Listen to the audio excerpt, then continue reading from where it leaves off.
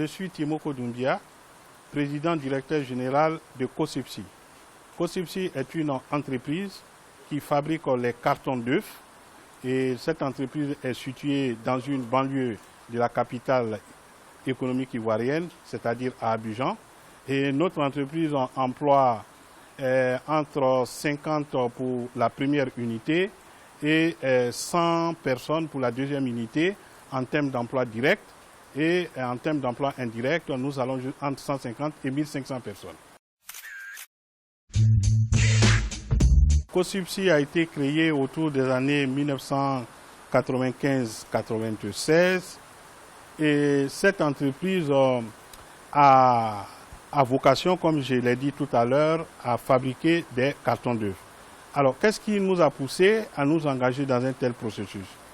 En tant que socio-économiste, par les études qui ont été faites, nous avons constaté que la population augmente fortement, la consommation de volailles augmente, donc la consommation d'œufs augmente fortement, et il y avait tout à fait un vide sur le marché en ce qui concerne la fabrication des cartons d'œufs.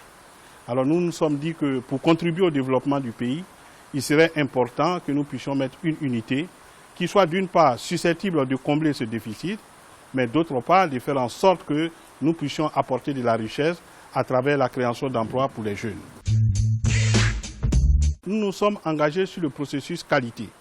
Donc lorsque vous regardez nos cartons d'œufs, d'abord il y a la solidité, les cartons d'œufs sont solides. Ensuite, nous utilisons du matériel qui est mis dans le processus dans les machines de sorte à éviter qu'il y ait, disons, quelques microbes qui soient de nature à détruire ou de nature à contaminer les œufs. Ensuite, la particularité de notre entreprise, c'est qu'en même temps que nous produisons ces cartons d'œufs, nous permettons aux jeunes diplômés issus de nos écoles et de d'autres écoles de venir se former sur ces machines de sorte à être capables demain de pouvoir avoir une situation. D'ailleurs, ceux qui dirigent aujourd'hui cette unité, qui travaille sur ces machines, ce sont des jeunes que nous avons formés dans nos grandes écoles. Notre entreprise se porte modestement bien. À l'image de toutes les entreprises du pays, nous essayons de faire avancer les choses. Mais nous sommes aussi dans un processus de perspective. Et dans ce cadre-là, bien sûr, nous avons mis en place une nouvelle unité de nouvelle génération. Tout est électronisé, avec depuis les matières premières jusqu'à la finition, tout s'est fait par un processus de machinisation. Alors donc l'entreprise a cette grande perspective d'avoir une capacité, donc dès novembre, nous allons passer à la nouvelle unité qui sera capable de nous produire entre 400 et 500 colis jour, capable d'avoir une main-d'œuvre qui oscille entre 100 et 200 personnes. Et enfin, de façon emploi direct et de façon indirecte, nous estimons qu'on va tourner autour de 1500 emplois indirects.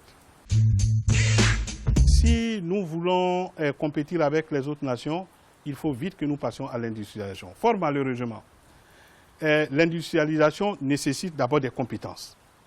Les compétences, il y en a en Côte d'Ivoire, mais je pense que du point de vue des aspects des technologies, ces compétences ne sont pas encore fortes. Il faut donc que dans nos formations, nous qui sommes des formateurs, nous fassions en sorte que nos jeunes soient bien formés.